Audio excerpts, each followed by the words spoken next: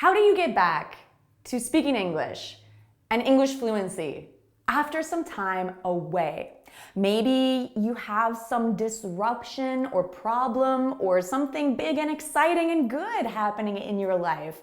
Maybe something personal, something work-related. Maybe you moved across country and English had to take a break. Maybe at this moment in your life, it wasn't a priority, but now you're ready to get back in the saddle, which means to return to your English fluency goals.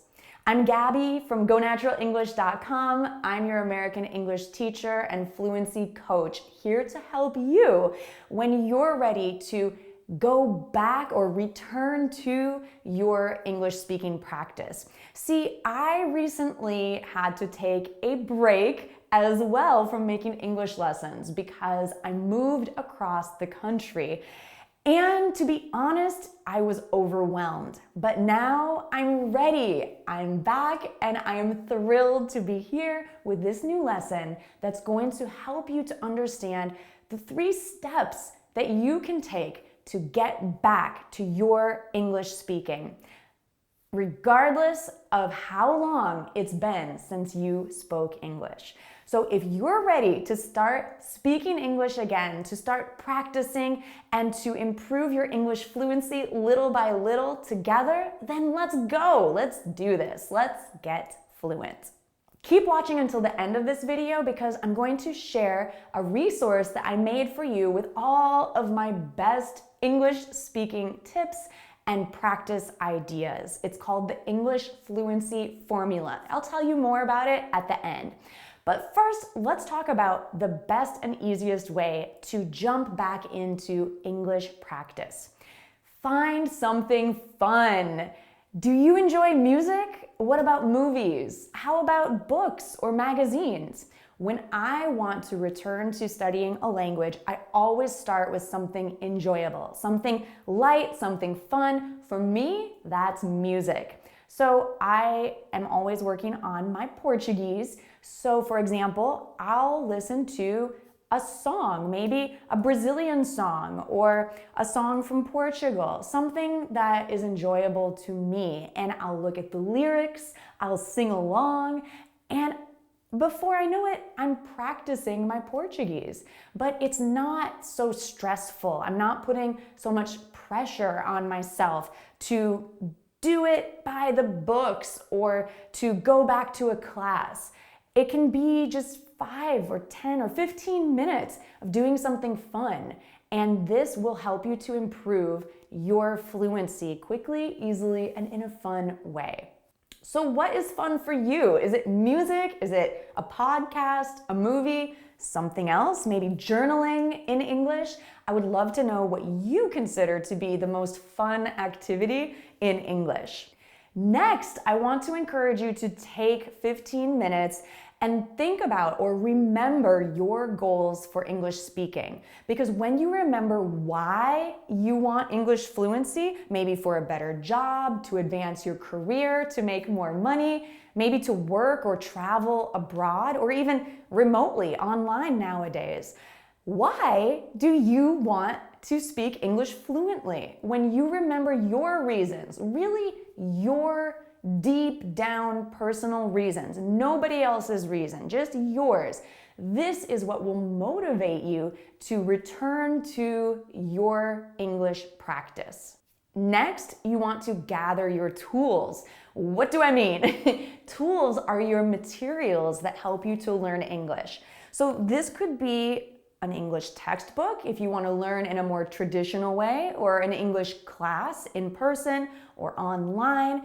It could be videos like this one. Maybe you bookmark the Go Natural English channel or the GoNaturalEnglish.com website as a resource to help you learn. It's important to have materials to help you learn. So if you want suggestions on what materials would be helpful, just ask in the comments. And of course, as you probably already know, there are hundreds of English lessons over at GoNaturalEnglish.com.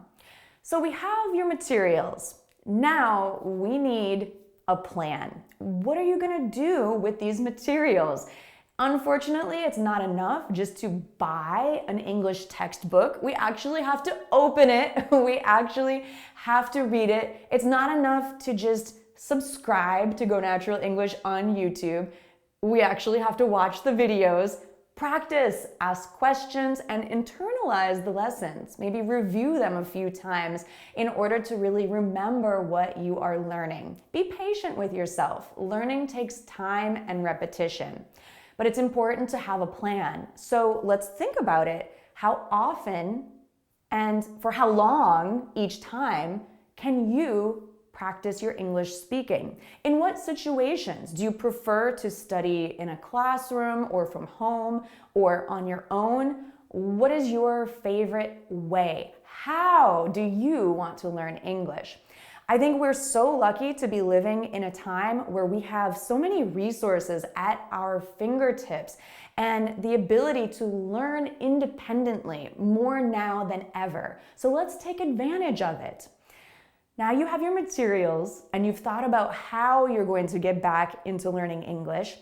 There's one last thing I want to encourage you to think about, which is who is going to help you? Who's going to keep you accountable? Now, I personally have some fun ways of keeping myself accountable. For example, yesterday, I was doing some work that wasn't really fun, but I had to do it. And I told myself, I said, Gabby, if you finish this work, you get to eat ice cream.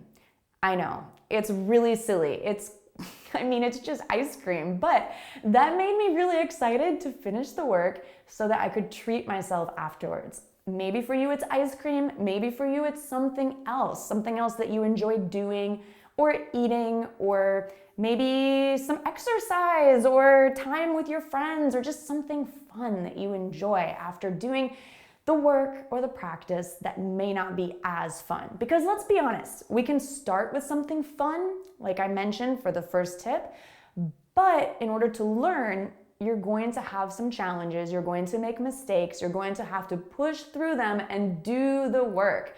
Focus on your goals to get you through those challenges and treat yourself along the way. When you do the thing, maybe it's grammar, maybe it's speaking practice, maybe it's working on your pronunciation. What is your biggest challenge in English? When you work on those points, then treat yourself, reward yourself. And that's a great way to stay motivated and get the work done. So you can keep yourself accountable, but sometimes it's hard. Let's be honest. Self-discipline is one of the most difficult skills ever in life. So you may want to consider a tutor, a teacher, a coach to help you along the way. Who do you want that to be? I'm not trying to tell you it should be me, but it could be. You can certainly learn with us at GoNaturalEnglish.com. So let's review. To get back, to return to your English learning, we need 3 things. I suggest starting with something fun, and then you need to gather materials, you need to make a plan, and find the person who's going to keep you accountable and cheer you on or motivate you throughout your learning. So if you think that this is a good way to get back into English learning, or if you have something to add, then please let me know in the comments. And I promised that I would tell you about the English Fluency Formula online ebook that can help you as a guide to returning to your English studies. It's not like a traditional textbook. It's short and really easy to read, but it gives you suggestions about where to focus, what to study, and how to practice your English speaking. So if you'd like to know more about it and get your online copy today, go to GoNaturalEnglish.com/ebook. Thank you so much for watching. Thank you for being here for my return to YouTube English lessons. Thank you, thank you, thank you. Mwah! And I will see you again soon. It won't be so long this time. Bye for now.